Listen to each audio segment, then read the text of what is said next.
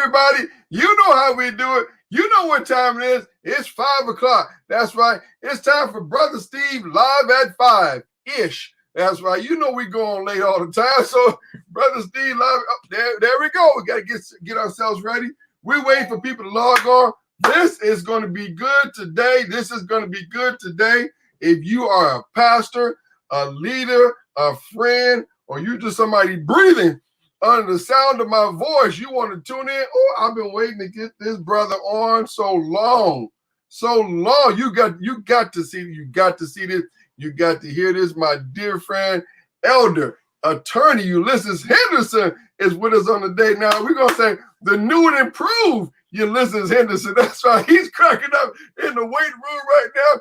If you're watching my page, share this. We are coming live. The comments are already coming in. Okay, you get on if you can. Tonight it's going to be right to the point. If you want to send us a comment or send us a question, try to get it in right now. But let me tell you about tomorrow's broadcast. Tomorrow's broadcast is the music industry live at 5-ish, and it's going to be crazy. If you are in the music industry, you want to be in the music industry, you should have been in the music industry. Tomorrow is going to be crazy. We got people logging on right now across the country. Thank you so very much. First of all, I want to thank everybody who sold a seed into our Cash App on this past week.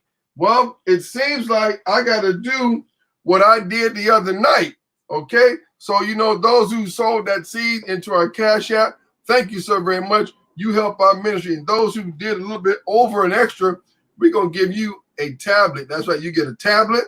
You get a smartwatch. You get MP4 player. You get earbuds. You get a whole bunch of stuff. You get all this stuff when you sow into us and bless our ministry. We thank y'all so very much. So well. You want to get your inbox in right now. Send your comments. Send your posts. Send your suggestions. The one and only Uleses Henderson is with us on tonight. I'm excited. I'm proud of it. He is here. Say hi to me. Wave at me. Share this video. Let me put that up on the screen right now. Share this video. Share this video. Share this video with just 5 people. We need 5 people to share this video, okay? Uleses is on with us on tonight. We're about to crank this thing up. It's about 81 degrees out here in sunny Southern California. It's hot. And we're going to have a great time tonight with good information. Brother Steve is live from Hollywood, California. Share this video. Get ready. Let's crank it up right now. From Hollywood.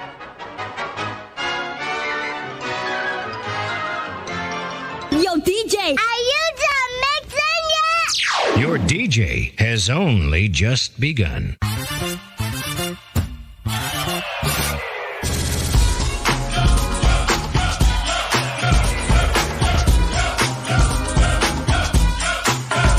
Hello, I'm Bishop T.D. Jakes, and you're watching Brother Steve TV. Hey, it's LaToya Luckett, and you're watching Brother Steve TV. This is Rance Allen, and you're watching my friend, Brother Steve TV. Hey, y'all, this is Landry Johnson, and you're watching Brother Steve TV. Hi, this is Rodney Darkchild Jerkin. This is Chris Tucker. This is Kirk Franklin. And you are watching Brother Steve. And you watch Brother Steve. Brother Steve TV. Stay tuned.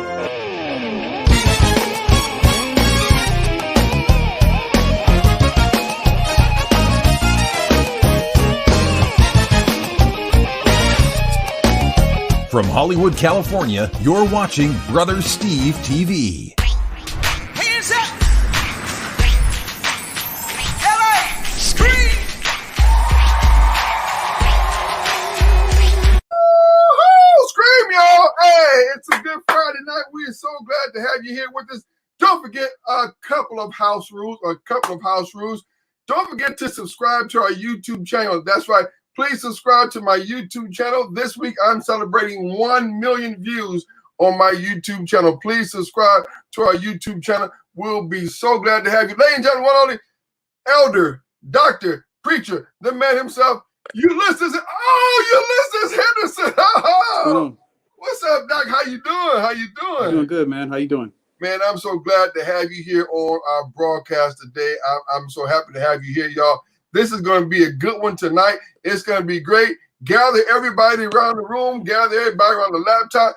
If you want some information and you know it's right, it's going to be right tonight by the one and only Get Fresh crew himself, Mr. Uleses Henderson. That's right. That's right. Get Sunday Fresh. mornings at 9 o'clock. Get Fresh crew. Sunday morning, now literally, I try to watch them almost every Sunday morning at 9 o'clock. The Get Fresh is the only Get Fresh Sunday school crew in the world.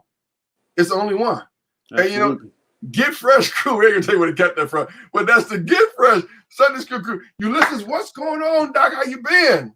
Oh man, just hanging in there. Got the Corona beard. What happened? What happened? You don't look 12. Hey, the struggle's real. We just waiting for a little bit more time so we can barbershops and things start opening up, and but in the meantime, just been chilling. Are you gonna keep the beard? Nah, it's not gonna last much. I mean, after we kind of things start settling back, yeah, it won't last that much longer. But just now, just kind of letting it grow out a little bit. Ladies and gentlemen, you know what? I've been making people laugh for almost 40 years on radio and TV. And some people, you try hard to make laugh. This is one of the only person, if I crack one good joke and I make him smile, ladies and gentlemen, my whole week is made. Watch this. See? He's trying to hold up. He's solid. He's solid. It's just no joke. Uleses, Doc, you making things happen. You're doing great things. Let's jump right into this thing, Doc. Let's talk about the PPP. A lot of people get it confused. A lot of people getting it mixed up. Let's talk about the PPP, Doc. So this payment protection program, this is a program that's come out from the CARES Act, and there's really many different layers to it. Of course, one of the aspects of the stimulus package was the personal checks that went to folks. People getting their $1,200 checks and $500 for each child. Thank you, President. Thank you, government. And if you got a actual paper check, it was signed by the president. But that's one aspect of the PPP. I mean, of course, everyone didn't receive that. About 80% of the people did receive those checks. And then there's another aspect that addresses unemployment. And it's funny because I was actually watching an article or reading an article today that said that in a couple of states, employers have been having a hard time having employees come back to work because they're making more money on unemployment than they were making regular. Because with the part of the stimulus for unemployment is that for 3 months, they're adding an additional $600 a month to the unemployment checks. And they're doing that for 3 months. And then they're also extending the time to receive unemployment from 26 weeks to 39 weeks. Now, I done heard everything, but today this one got me. God bless Rhoda Lawrence out there, an industry legend. Rhoda, inbox me. We want to get you on the broadcast as well. Mary, God bless you, Sister Mary. God bless you, Sister Angela. But I done heard everything. Companies are having a hard time getting their employees to come back to work because they're making more money. In certain areas, $600, an extra $600 a month is a very, that's a great boost and increase. Wow. And it says something from the standpoint that if people aren't coming back because they're making more money on unemployment than they are actually working, then that tells you about sort of the working conditions. But of course, California, our minimum wage is so much higher. Right. It definitely will help individuals during this time, but it's still steep. And they're trying to push through another round of stimulus package that will extend another round of checks. But of course, our president said that's DOA on arrival, because this is a bill that's being pushed by the Democrats. So he's making this really more so of a political issue rather than a health and safety issue overall. He's using this as a means to basically, as his campaign, because at this point, nobody else has a voice except for the White House and the local government. and all of that has been particularly addressed towards this coronavirus. So how we come out of this thing is going to kind of make or break his presidency. And you don't hear anything from anybody else. You definitely don't hear, I don't know how they're going to even handle the Democratic nomination convention because, there's not going to be any large gatherings that can really facilitate that for the rest of this year. So I'm assuming that they're trying to plan something from a virtual standpoint. I know they're having regional stuff, but it'll be interesting in terms of how the whole election process is going to be conducted. They're still going to have live polling, but it's going to be much different than what we know it to be, and it's going to take you a lot longer to vote. So hopefully that won't cause people to get frustrated and to leave, because they're going to have long lines of waiting because of the social distancing requirements that are going to be necessary and needed to facilitate voting this year. I want to thank God for Christina, and she has an amazing miracle and testimony. But she said it's true in Florida. Most of the middle class, most of them are doing better with unemployment. Well, there's another aspect to what the stimulus package provide for unemployment in that context is that for the first time ever, gig workers, so Uber drivers, people who do freelance work, are able now to claim unemployment. That typically has not been able to be possible in the past. And so now individuals who may have been working in the gig economy can now claim for unemployment. As you see the numbers, they're steadily 3 million, a week for the last couple of weeks have been filing unemployment claims. Now, the question that you have to ask yourself is, with all this money going out, how are we going to pay for this? This is incredible. I'm shocked. I'm stunned to hear that people are making, more unemployment, but it's kind of true now, it's like, so now if a company's trying to get the PPP and let's say a church is trying to get that PPP, and is it a loan? So here's the way it's framed out. Okay. And I hope we can kind of keep it real a little bit. And I raw and uncut. Okay. Hey, that's my mama. My mama on now. That's my mama. Okay, straight, raw, and uncut. So here's the thing. So this payment protection plan is not for everyone. It's not.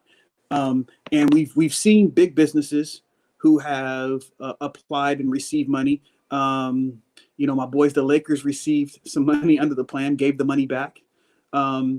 We had Roof Chris received about 20 million. And also too, I'm drawing a blank. The hamburger. The hamburger place. Shake Shack. Yes. Okay. So Shake Shack received about 10 million in the PPP. And the crazy thing about that is after they received that money, which I don't even know how they even qualify, because to qualify for the payment protection plan, you're supposed to have less than 500 employees. Yes. But they received about $10 million under the program. They raised about $150 million in private equity funds, and then laid off 1,000 people. So then when they took a beating, a PR beating, then they decided they wanted to give the money back. So what they're doing now is, so for individuals who have not applied yet, continue to apply, because they are giving extending the deadline for people who have received the money to be able to give it back. So they're now continuing to formalize the guidelines for people who do not qualify for the payment protection program, and giving them time to give that money back, because now the government is going to be going after those companies and imposing stiff penalties on those companies. So in terms of if you are a church and you want to apply for the program, what's vitally important is that you have to have proper documentation. One of the barriers of entry for many of the churches is that, they don't 1099 workers. They have not properly qualified workers as employees. So, we know the whole game. Instead of them having to pay insurance benefits, They just pay them out as 1099 employees. Now, the thing is that even if they are a 1099 employee and an independent contractor, you can still receive and qualify under the payment protection plan. You just have to have proper documentation. So you have to issue them 1099s, receive a W-9 from them, and be able to have documentation that properly qualifies them as on your payroll. Even though they're not a W-2, you're paying them like an employee. So, for instance, if you have a church administrator and you're a small church, you can't afford to pay them benefits. They're not deemed as a W-2. But even if you pay them as a 1099, so long as you have proper documentation and you're paying them continuously, every month or every week or every 2 weeks or every month, like they are a regular employee, they can qualify to your payroll cost. Now, the way in which it works is that the payment protection program, it's first issued out as a loan. So the terms of the loan is a 2-year loan with 1% interest. Okay. You don't have to pay back the payments for 6 months.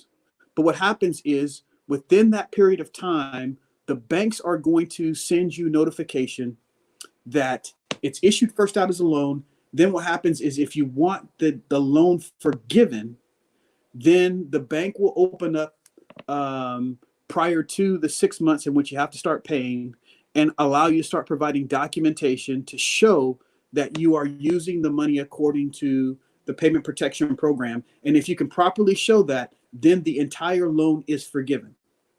Okay. Wow. The entire loan is forgiven. So the thing is that the way in which the money is supposed to be used is that so the loan is you take the average salary, average payroll salary over the course of 2019. So you can show that by, W-2s or of endorsed checks or whatever to show that. So you take your average salary, monthly payroll salary, you multiply that by 2.5. Again, the purpose of this loan is to help you pay payroll over the course of 2 months. So you multiply your average payroll cost by 2.5. That's the loan amount. Okay. So that's what you would qualify for. And then 75% of that loan has to go towards paying payroll. The other 25% can actually go towards paying rents, utilities, any other benefits. Maybe, if you're paying benefit premiums for your employees, that can be included within that payment and the cost. And so long as you fit within those guidelines, then you can have that entire loan forgiven and underwritten by the government. They'll assume that. What do you suggest? We're going to open the floor up right now for 3. You can email us or text us your question right here in the inbox, and we'll get attorney Elder Uleses Henderson hopefully to answer that for you as well. What about a small church? Let's say a small church who, been paying their musicians with an envelope. This little something, love token, Doc. We appreciate you, Doc. Or churches that, the pastor get a love offering, a love gift. They can't afford, payroll company or this and that. So what could you say is your suggestion now to get some things straightened out or reset up some things that will be affordable for them? Some churches are memberships under 100 people. So what do you think they can do? And question number 2 is, can they apply later to get some help? Well, the thing is that the PPP is a first come, first serve. Okay. So the thing is once all those funds run out, they're gone. Okay. We saw with the first round of the funding, they were gone in 2 weeks. Wow. And I applied in the first round. I was able to get funded in the second round, but I applied in the first round, and some of the banks, like I did through Chase. So the thing is that when you use a big bank, the downside to that is that they have so many applications that they're processing. So Chase, in the second round, they processed close to 250,000 applications. Wow. Okay, that's just one bank. Now, it's good to have a relationship with your bank. Am I correct? So, and that's important. This is the thing that pulls out. I mean, two major things for churches to learn through this corona pandemic is, number one, is that you have to have adequate reserves. Many people, I've been teaching this for a long time. A healthy company has 6 months savings in the bank for debt service. So if you're paying, rent, utilities, if you want to look and you want to say, hey, do I have healthy financials? If you were to shut down and not able to open your doors, you should be able to pay rent, mortgage, utilities, all your debt service for 6 months. That's healthy financials. But how can a pastor do that with a small church? The pastor working a day job at so-and-so company, and your offering is only $150 a week. How do you suggest they kind of start that? They build the reserves by tithing themselves. So they're teaching that for us as members, we are to tithe, and that's biblical. But a church should tithe itself. Okay. And the thing is you have to budget. That becomes a big problem. So the thing is, for churches, you should not have for collection of debt service, which would be mortgage, rents, all the other stuff, and including having to pay for salaries, that should not exceed 65 to 70% of the income that you receive. Okay. And then you should have at least 10% that you're able to set aside and tithe back into the ministry and save that. And then you should have another 10% that should be going out into the community for missions. Okay. Right? That's one of the objectives of the church. And the thing is you're not really a church if you're not giving to the community. All right. Okay. And then you should have another 10% for just contingencies. So again, even if you went to 70%, having to deal with debt service and salaries, you got 10% you tithe, 10% to the community, another 10% for contingencies. You should be healthy. Even with a small church, if you are continually tithing 10% of the revenue that you receive, then you will accumulate and have money for a rainy day. Wow. Should you put that in a local savings account or checking account? How do you, just keep the thing is that once you're able to grow, then what you can do is you can put that into government bonds that have good returns. Even churches should have good relationships, even, getting a good relationship with like a credit union where they have good returns. So you can go do a government issued bond, or if you put that money into savings, you'll get an actual, you may get, close to 0.5% or 1%, return on the savings. So you put that money into something that can be interest bearing. A regular bank, it's going to be small interest growth. It'll be something though, but you can still put it into a government bond and get a short time return for maybe like up to a 5% return. If you put it into a government bond, let it sit in there for a year, take it out, put it back in.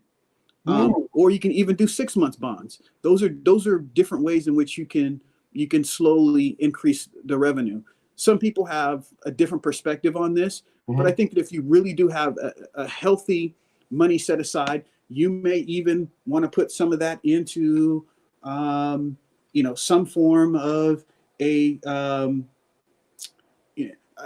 not short-term stocks, but long-term stocks to enable the money to grow. Use a portion of that money and put it into an investment portfolio so that you can actually grow the money. Now, you're not doing day trading, and I think day trading is a form of gambling. Okay. But if you are putting that into some sort of long-term stock, you get a manager, put that money in, allow it to grow. It's a great way in order to help to grow revenue for the church. And many people don't even, think about it. But that's another, it can be risky. So in times like this, of course, if there is a downturn, in the economy and the stock market, you could, you're putting a portion of that money at risk, but you can still put it into an interest or an IRA or something that grows steadily over time, and it's not as risky as putting it into a stock portfolio. I'm gonna ask you this question, then I'm gonna go into like 2 or 3 questions we have for pastors right now trying to make that decision to open up. I got to get back in the church. Legally, I'm talking to one of the top attorneys in the country. Legally, what do you think? Should they slow down? Because if someone contracts it at your church during you have it. So you see where I'm going with that. What do you think pastors should do moving forward to protect themselves and their church? Well, I think as a rule of thumb, pastors should really have the health and safety of their parishioners at the forefront in this rollout. It's very, very important to understand that. Within our churches, probably 50% at least of our constituents fall within, the health risk of this COVID-19. They're either, more senior saints or have pre-existing conditions. So, as a pastor, your membership, them best. And the thing is that you want to make determinations and things that are going to have their health and safety first and foremost in the interest of making sure you don't move too hastily, because you open up, folks will come, and also too, you have some people who are guilting people, into coming, and so you are a shepherd protecting your sheep, and looking out for their best interests and their health is just as important as anything else. Do you think pastors should get a bigger insurance bond right now, going back into post COVID-19, or what? I think this is a time for them to be creative.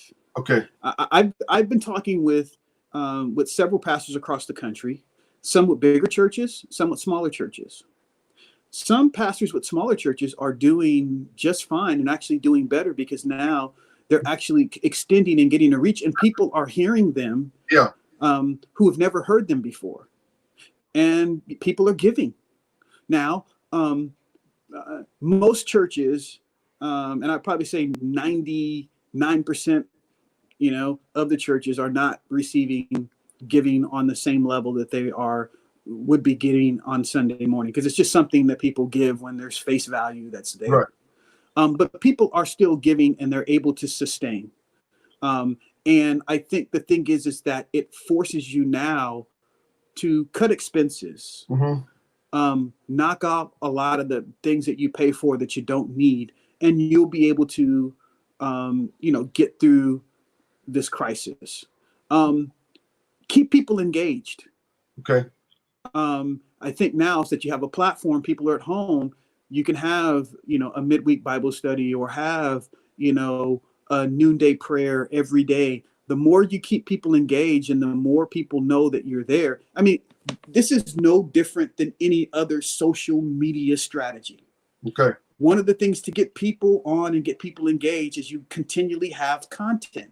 And I think that if pastors are making themselves more available, not just to their membership, but they're making themselves more available to the body of Christ at large, people will now tap in and hear what they have to say, and they will sow into their ministries. I've got friends, I've been seeing their ministries, and God just say, hey, just tap in, just sow a seed, just do something, and I just do that. They will receive now people who are giving and sowing into their ministries that they've never done before, because now they're making themselves available to now have that exposure for people to actually be exposed to their ministries and be blessed by their ministry. So I think, all in all, it's a good thing. And it's going to be something that we have to embrace. So people now should start developing and using this virtual platform to incorporate this into their ministries, because this is going to be a necessary new normal to a certain extent. If you come out of this and you go back to business as usual, you will not have learned the lesson of this pandemic. Wow. There's a lesson in this pandemic. Wow. And there's a lesson to the body. It's not just to the outside. There is a lesson to the body of Christ. And God forbid that we come out of this thing and not learn and attune our ear to hear what God wants us to hear during this season. Yeah, I talked to a pastor this past week, I believe, and he said they've been doing, church, away from the building, and their offering went up. They had raised more away from the building than they did, while they were in the church. And then I told my dad, back at home in Cleveland, Ohio, Greater Harvard Avenue Church of God in Christ. My dad's the pastor. I said, Dad, go to the church during the week, unplug the soda machine, unplug the water fountain, unplug the refrigerator, unplug everything that's electric that's drawing power, because you got the freezers running and your light bill is still going. So unplug, take the meat out, give it all away, unplug everything, unplug the ain't nobody drinking sodas at the church. Well, pop machine back there. Unplug all that stuff. You're come on East Coast. Unplug the pop machine. And that way you can help saving your light bill. I'm gonna go to 3 questions real quick. Kimberly Warren up there said, is it allowable to recover a portion of funds that were anticipated, i.e. the professional lost $15,000 as an international speaking engagement because it was canceled? So here's the thing with that is that if you're trying to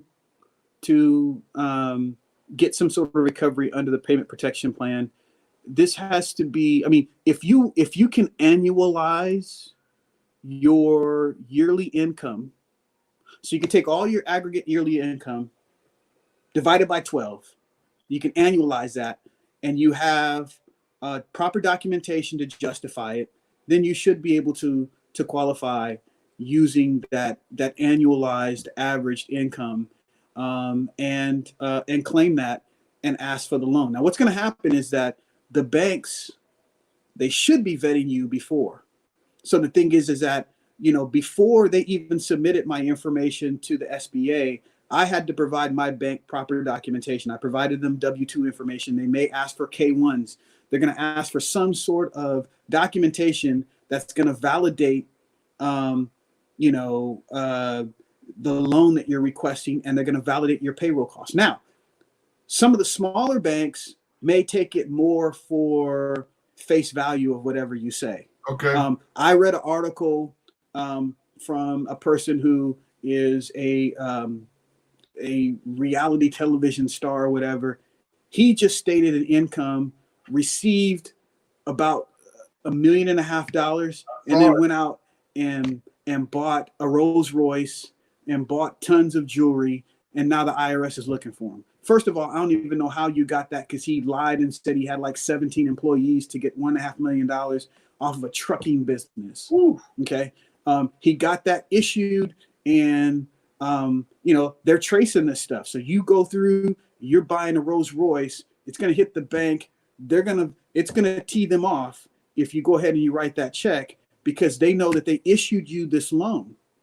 So now they're going to say, hey, you just got this loan. How is it now that you can try to go in? So the thing is that you just want to be careful from the standpoint. So to answer the question, you're only going to be able to receive something for what you can justify in terms of what you received in 2019.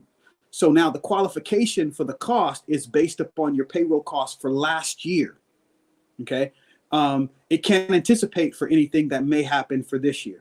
So unfortunately, you may not be able to recover everything, and there is a cap for your payroll costs. So it covers cost of an employee up to $100,000 a year. So say, for instance, if you have 5 employees, or say, just to make it simple, you have 3 employees.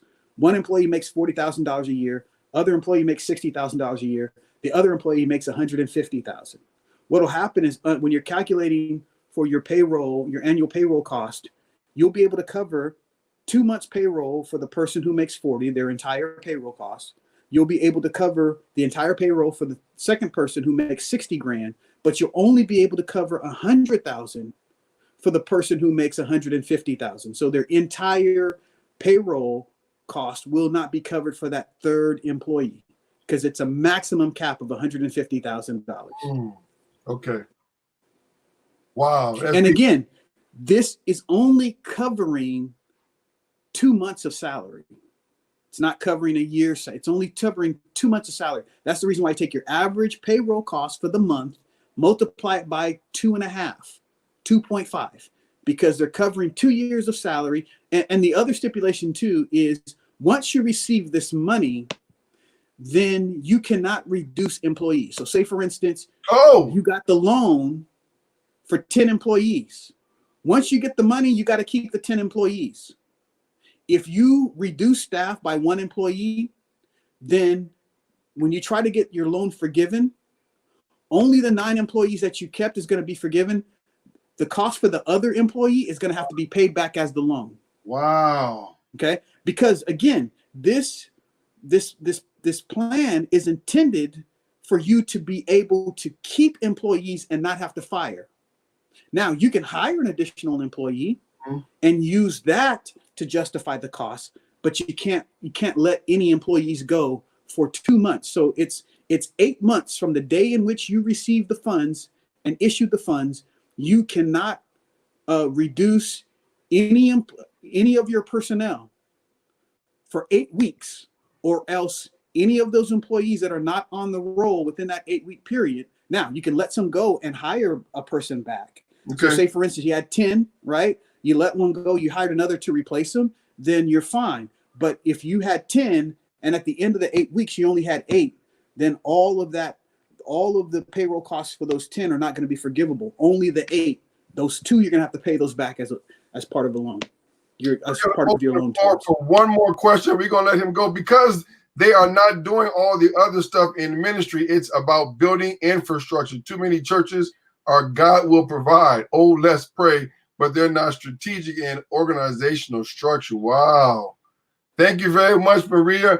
We're going to allow one more comment to come in real quick. Then we're going to have to let him go. We're going to put up his email on the screen if you want to email him. Okay, here's the question. I was wondering, how can one invest this money when you're supposed to show that it's being used to keep employees?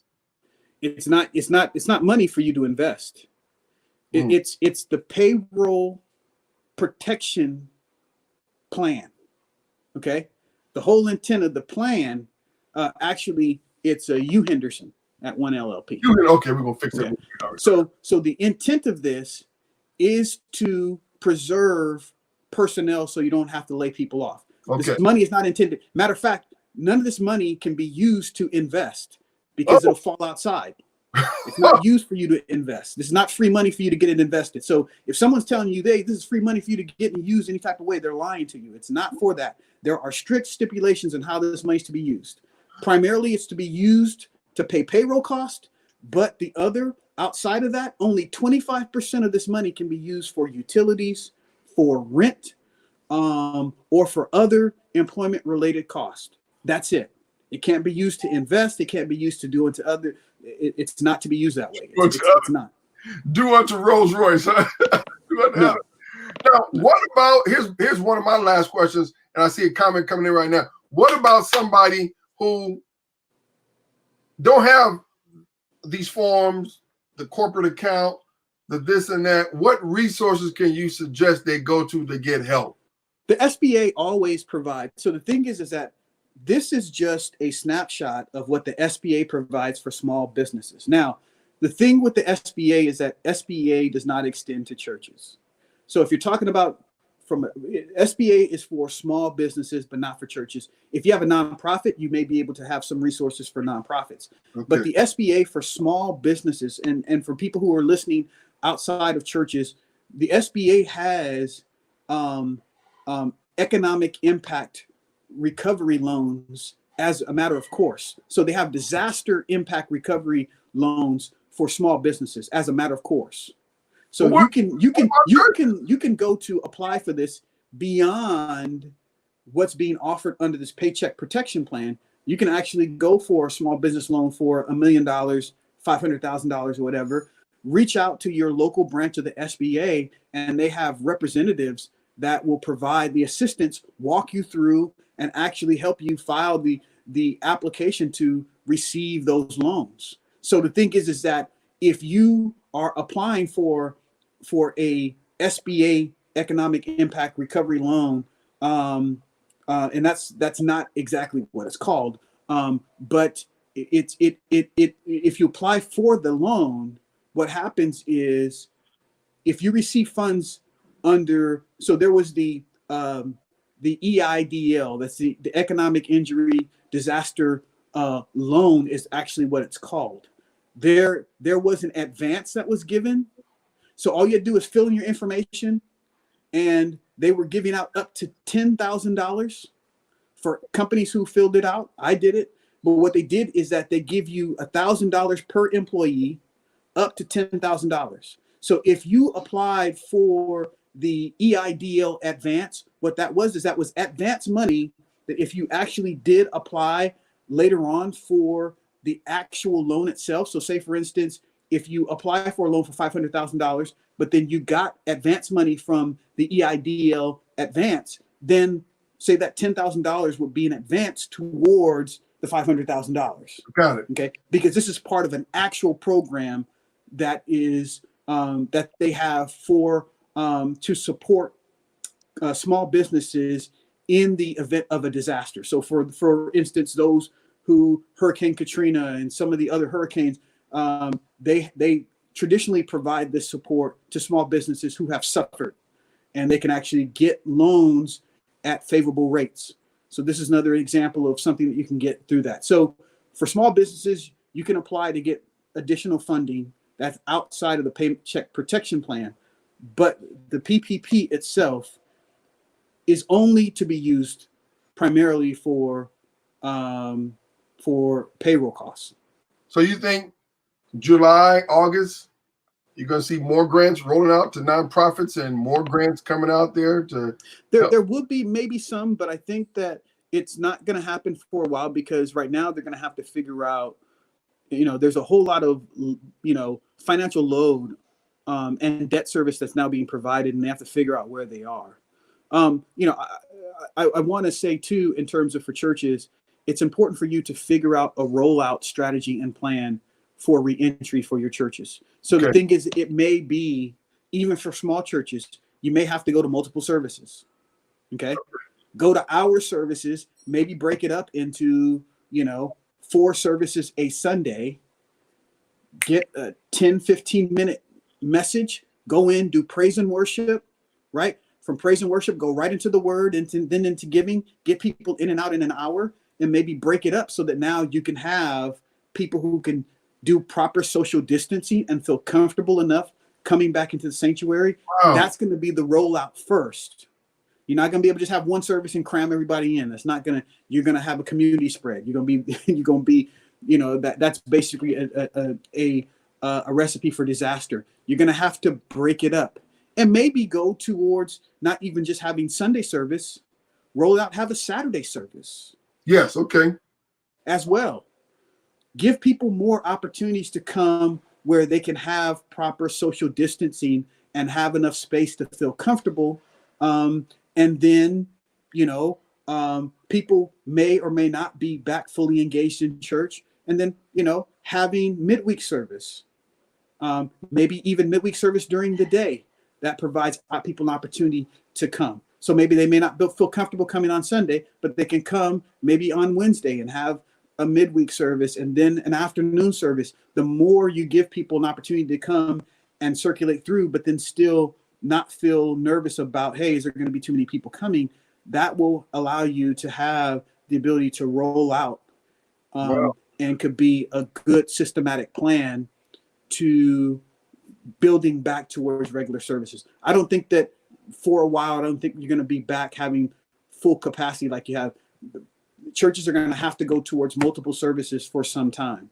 You may be able to build back to having 1 service or 3 services, but you're going to have to go into having multiple services in order to allow the people to feel comfortable to come back to engage in corporate worship. So for a lot of mega churches out there, the new norm for a couple of months may be seeing it look like the churches. It's going to be a combination of multiple services and virtual services. Wow. You're not going to have, some people are not going to come back for the rest of this year.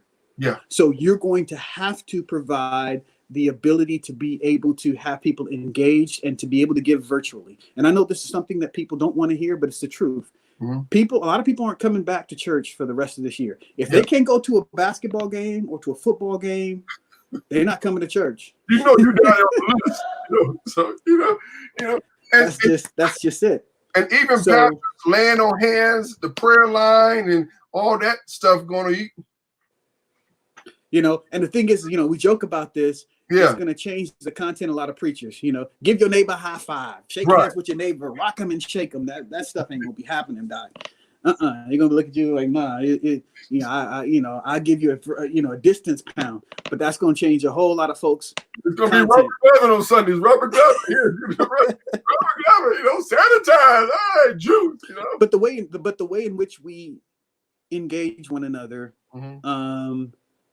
is going to change. Ministry is definitely going to change. Protocol is going to change. It's not going to shut the church down. The church is the church.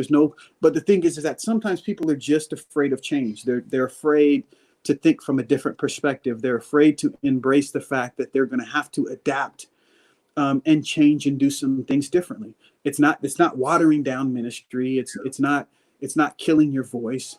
It should actually be enhancing your voice, because if you have something to say, you can modify with the change of the times, and you should be evolving in ministry.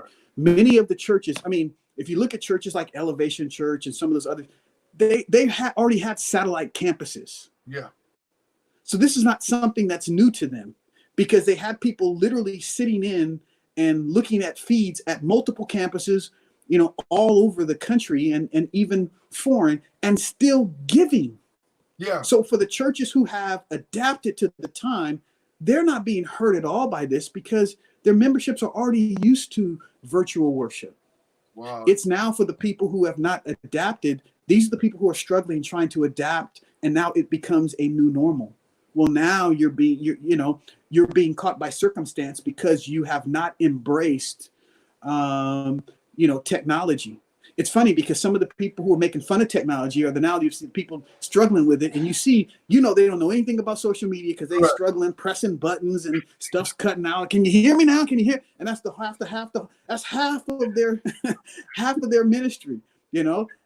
Half of their session, half of their Bible study, just trying to figure out whether they have levels that are right or not. Yeah, these are things for people who have not adapted and embraced to catch up, to be in tune with the times.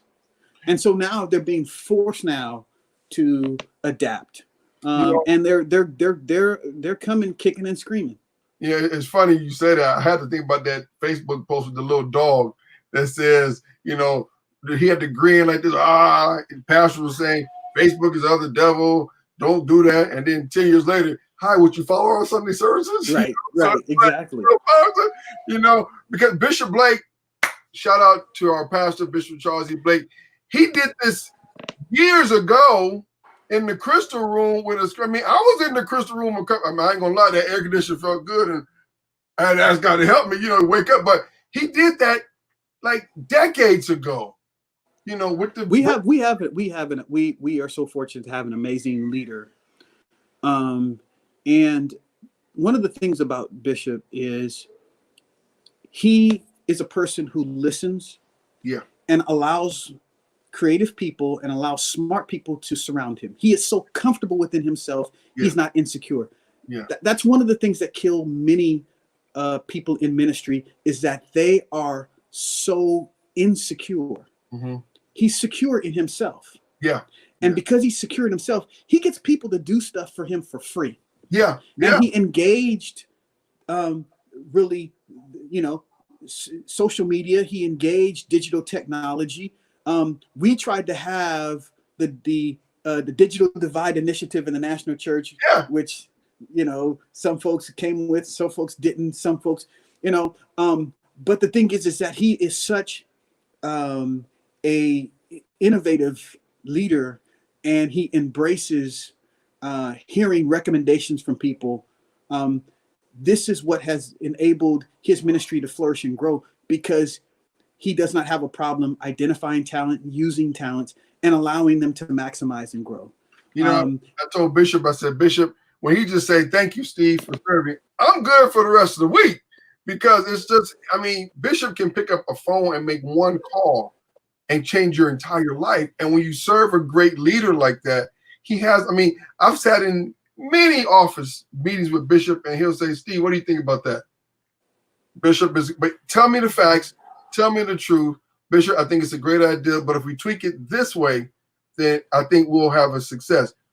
Let's do it that way. And I'm like, wow, and you just want to serve a leader who's not intimidated, as you said, by, well, no, this is how we're gonna do it, young buck. You go sit, okay, and then it's what's hurting a lot of our churches right now. Pastors have to listen to the younger generation as they come up and grow. And here I am, just a young man who, he's given an opportunity, and he listens, and he'll ask my honest advice, and he'll actually listen to it. Now, he'll choose how he wants to use it, but he still listens, and he shows you that he appreciates you. Yeah, he does. And that's all you really want, is just to feel appreciated. That's it. And that and it's just amazing to be under the leadership of someone who has so much foresight and innovation. But the thing is that when we look at where we are, the whole presentation of West Angeles, the whole excellence, if you see just even the way we present on a weekly basis, there's other people, a shout out to Bishop Porter. Yes. So we call amazing presentation. Yeah. When you look at understanding that technology and people's experience with your ministry and experience is so critical and key. If you look raggedy, folks going to assume you raggedy. Right. But when the presentation is there, the quality is there, the ease of giving, I was even telling our COO that even for us, we don't, people use Givelify or whatever. We have our own system. But now when I want to give online, I can go through, tap through, and I don't even have to pull out a credit card, because I can give by PayPal. I can give by Apple Pay. Yeah. I can give by credit card. It's easy, and it takes less than 3 minutes to give. Wow. Wow. Less than 3 minutes. And that's the thing. When people start trying to give virtually, and then they got to pay through stuff, or a transaction drops off, then now they're nervous because they don't know whether this thing is actually going, where's my information going, right. Whatever. People have to understand that if you are trying to encourage people to give, get Cash App, get Venmo, get Zelle, get easy things. Cash App is easy. Mechanisms now that are easy for people to be able to sow, and they'll be able to sow. That's just important. If you want to receive, you need to make it easy for people to give. Right. If it's hard for them to give, you won't receive it because people will get frustrated. And somebody in the printing business like yourself, the other business, you may see a decline in offering envelopes because people, they may not want to touch the offering envelope, but they'll touch their own telephone and hit the button to give right away. Wow. And that's an excellent point. Now you may be moving to where you even when you get back to corporate worship, people may only feel comfortable giving through their mobile device because they know where it's been, and they may not want to give, by giving envelopes. And then you also have to think about the deacons who are collecting this stuff, and people sneezing on stuff and doing all kind of nasty stuff. And, I was a deacon, people give crusty quarters and all that stuff, and dimes and nickels and pennies. You ain't gonna really want to be dealing with that. So I think just even too, that's going to be something that from a health perspective and just a health and wellness perspective, you want to even be looking at the means by which people can give. So now get credit card machines so that if people do come, they can give through credit card. You have at least credit card machines that are there that you can receive it. But people are now, no printed bulletins. Wow. That very well may be the case. The thing about printed bulletins too is we've really been, that becomes so much of our culture, but it becomes an unnecessary cost. Right. Because now even with printed bulletins, man, have you seen some of these bulletins? You get the church bulletins. They got misspellings. They got the wrong day of the week. Just craziness. But that becomes a substantial cost, even for small churches. Yeah. The daily bulletins, or the weekly bulletins is a substantial cost. People want to have something feeling that it's nice, but the thing is that you can move towards, now everybody got screens up. You got a church that can only fit 25 people, but they got 2 screens on. You can you can move towards having virtual announcements and posting announcements up on the screen, which will do the same thing that will be done. And you can, as people are leading in, hopefully you're having some time of people before they start into worship. Now you probably got half the folk come in when church already starts, but during offering time, You can put up your weekly announcements, tell people, look, we got weekly announcements. They can do that. So as they're giving, they can get that information all the same. Because the truth of the matter is, even though people take the bulletins and stuff home, they don't look at that. They look at the bulletin and they look at it when they get it. Yeah. But they don't take it home. Most of them are not taking it home as reminders. Right. So what you can do is you can put that information up on the screens. And then what you do, get the email addresses for your members and send them virtual bulletins, email bulletins, right? Wow. You can send them e-blast and e-bulletins that they get the weekly announcements that they may not have caught during the week. They can get that, shoot that out on a Monday or Tuesday, and now they can have that stuff electronically, and it will save you costs. Wow. Doc, I could talk another half an hour, but that chicken's getting cold down there. Yeah, and I don't want to keep you away from your son. Now, he's got one of the most brilliant sons. Now, when this is over, Doc, I need you to tell him that Uncle Steve said, get his chess game ready. Oh, man, his chess game is already on point, man. His chess game is already on. I was talking to him the other day. It's like, man, you play chess? He's like, man, I stay ready. So, yeah, his chess game is on point. But I'm interested in hearing, this whole thing, another aspect of my practice is actually, one of the larger aspects of my practice is music. Yes. And so, interested in terms of, maybe come back and talk about some of the aspects now of what's happening in terms of, on the digital side of technology and the fact that right now, on the music side, this is probably, one of the best times for exposure for artists. Now, it's not the best time for the music because most artists make their money off of touring. Yeah.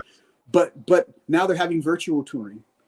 People are having, virtual concerts and stuff that people are now engaging in. But this is an opportune time for people to be discovered because people are sitting at home looking for music, and there's strategies in which that can be done. We've launched, I'm going to have to get you tuned into that one too. We've launched a virtual stay-at-home entertainment industry and music conference. So people can just stay at home because right now, you look at what happened to Cal State universities, the whole semester, next semester is all going to be at home.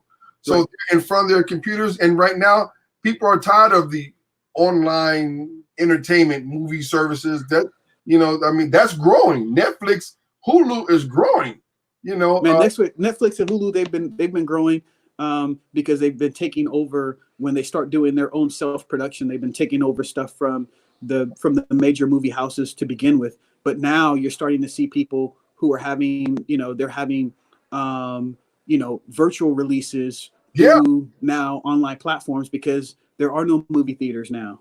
And they've got movies that are in the can waiting. And so for people who have the platforms through the Netflix, and you're probably at some point maybe going to start seeing some movies premiere even through Showtime and HBO. Yeah. Because they're going to have a place to be able to launch that content because it's not going to be relevant for much longer. You may see some stuff being released even through major network television as well. So that stuff is going to be coming through. Things are going to be changing on a lot of different fronts based upon this virus. Well, I got to get you on our music industry panel because this information that you share is so amazing and it's so powerful and everything. And it's just amazing. Uleses, thank you so very much. And we just want to thank y'all. Mike, if you want to join Uleses, if you want to email him, as I tell people all day long, salvation is free, but Uleses is not. So, if you want to email him, he'll probably give you, a little question or answer for you. He's one of the top attorneys, not just for churches, but for the entertainment. That's a whole nother, I didn't go in the area on purpose because he is the people he's worked with. And I see him in the studio. Like, oh my goodness. So yeah, I'm in the studio. Yeah, you're in the studio. So we're probably to pull you in on that entertainment thing we got next week going up. Uleses, what closing words you want to say to the people out there watching us? And we're going to share this video. We're going to share. That was the part that I'm getting ready to pick up her phone and call the church now and say, okay, we getting rid of the envelopes for a bit. The book. That was so deep. The rollout plan for church. What closing comments you want to say out there? Well, it's just, I know that we are in sort of we're in a difficult, challenging season, a season we've never really seen before. God will see us through. He'll sustain us. I think what's important at this time is to be safe. And the thing is we cannot rush this thing. We can't rush to do this because there's a whole different dynamic that we have to deal with, because you've got, children, and even though they think they're asymptomatic, they can become vectors. One of the things is back in the 1918 Spanish flu influenza, children became vectors because even though they were asymptomatic and they did not have many of the symptoms that they did, they went and they carried it to mom and pawpaw and grandma, and they were the ones who now suffered, and I think it was maybe over 1 million deaths during that influenza in the time. And that was the only time that the Church of God in Christ Holy Convocation was canceled by Bishop Charles Mason. Wow. He canceled the Holy Convocation in 1918 because of the Spanish influenza. And so there's precedence from that standpoint. So, we just have to look from a safety perspective, be prayerful, and just be wise in terms of rolling out. I know that people, they generally miss being able to be in the company and the fellowship of saints.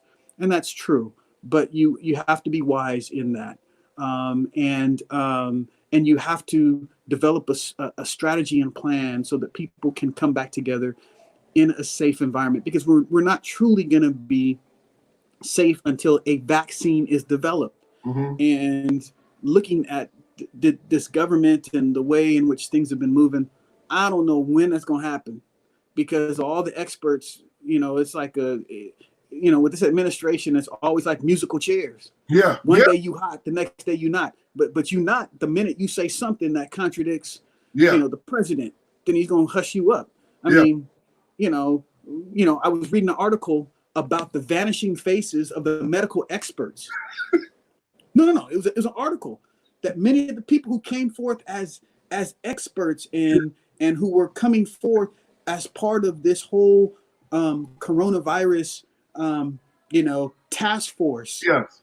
Slowly, when they began to say things and push up against things that did not align with what the president, the message he wanted to communicate, then all of a sudden they start vanishing. Where's our Surgeon General? Where's our bruh? Where's bruh at? You don't see him on no kind of interviews no more. Bruh, he ain't nowhere to be found. Now, he's the Surgeon General. He's supposed to be the top doctor in the country, but you're not even hearing from bruh. He ain't nowhere to be found. Now Fauci is on his way out. Now he in quarantine. He in quarantine now. You know what I'm saying? It's crazy. Woo! There was an article too about a sister who was supposed to be at the forefront of coming up with the vaccine. I ain't seen Sister Girl yet. I don't know where she at. You know what I'm saying? I'm like, what's going on here? It's absolutely crazy. It's crazy. So, we have to be prayerful, because only God is going to provide the solution. But again, right? He says, if my people who are called by my name will humble themselves and pray, seek my face, turn from their wicked ways. If my people, he's talking to the church. He ain't talking to the people it's church folk that got to get this thing right. Right. It's church folk who need to repent. It's church folk who need to turn from their wicked ways. Yeah. It's not a time for politicizing and politics. Man, the worst politics is church politics. It ain't no time for all that. We can go all off on that. But God is saying, I just need church folks to get it together. Yeah. And when church folk can get it together, then I'll heal the land. I ain't even got to worry about the folk on the street, because I'm not expecting anything from them. Right. But I'm expecting something from my people. Wow. I'm expecting conduct from my people. I'm expecting my people to conduct them. I'm expecting my people to be righteous. If I can just get my folks to act right, then I can step out and heal the land. So we have to understand that this is God calling for us, the church, to get things right. And until we get things right, things ain't never gonna get right. Doc, you sound like the Get Fresh Sunday morning, because your Sunday morning Get Fresh, Doc. Tell us where they can find you at for the Get Fresh on Sunday mornings. So Get Fresh, you can find me just through my website, Uleses Henderson. And not my website, but it's just my Facebook page.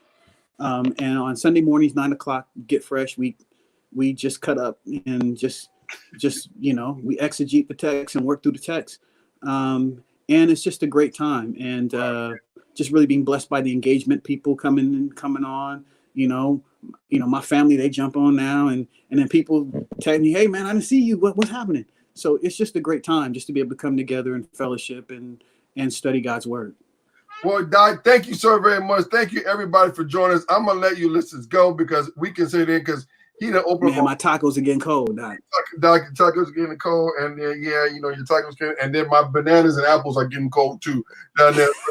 So all that's getting cold. If you want to sow a seed into our ministry to help us out, that's $Bro Steve TV. What we do is we take what we give and we pass it to help others. As many of you know, I will be giving away I think it's a 40-inch flat screen TV to a church and a ministry. The Lord said, take that TV in your studio on the wall and take it off the wall and give it away to another ministry. So we're looking for a small church, a small ministry that we can be a blessing to as well.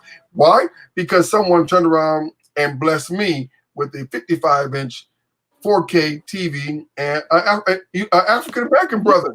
Figures. I got to hook you up with him, Doc. A 55-inch 4K television, and he manufactured it himself. Sure. And his brother's code, figurestv.com. So we thank y'all. So Uleses, thanks so much, Doc. I'm going to get out of here because your tacos are getting cold. My bananas and apples are getting cold. And tonight is my night to cook. And guess what? It's going to be leftover. We're going to put all the days of the week together and make a meal tonight. So we're going to do what we got to do and keep going. Doc, the worst thing is when somebody's serving communion and they got allergy and they sneeze. Now you right. I'm just going to I'm good. Hey, my parting word is I saw a video with CNN, and what they did was they took a person and they gave them a liquid and put it on their hands. Yeah. And what they did was they had it by black light. So they wanted to simulate the experience of being in a buffet on a cruise ship. And so what they did is they put the liquid in the person's hand that would illuminate through black light. Yeah. Had them going through the buffet line. And when they turned off the lights and put on the black light, you saw traces of this fluid on everybody sitting at his table. They had traces on their glasses, on their faces, on their clothes. And then you saw all of the traces of the fluid on the glasses. Now, what happens is the waiter comes or the busboys come, pick up the glasses. Right. Now it's on their hands. Now, when they're coming to give you, if they nasty, they nasty. Yeah. If they're not cleaning their hands, now they're giving you a glass that has the traces of the fluid on it. So the fluid was to simulate the virus. They want to show this to show how easy from one person the virus had spread to everybody in the room. Wow. They only put the liquid on one person, and from the buffet line, then they had the traces on the tongs. So now people coming using the tongs, right? Now they take the virus with them to their tables. It shows how quickly this virus can spread when there's not proper sanitation. It's crazy. You can find it through CNN. Wash that chicken down, man. All right, now we're going. So you got to wash your hands, wash the areas around you, be sanitary. When we go and I go to the store, come back in, my wife washes the vegetables in vinegar. Oh. We wipe down everything that comes in. Bottles, everything that comes, we wipe them down. We clean everything before we put them, into our cabinets, just because, the exposure could be there. Yeah, I'm even getting my mail now, and I take my mail and I'll bring it into a separate bag, and I may get a blow dryer just to blow dry the mail because it's passing through so many hands, until it gets to you. Doc, thank you so very much, Doc. We out of here, y'all. This is email Henderson@1LLP.com. Send me an email, and we'll be right back again on tomorrow with Brother Steve live at 5. Details and information. Until then, have a great weekend. Thanks, Doc. Peace. From Hollywood.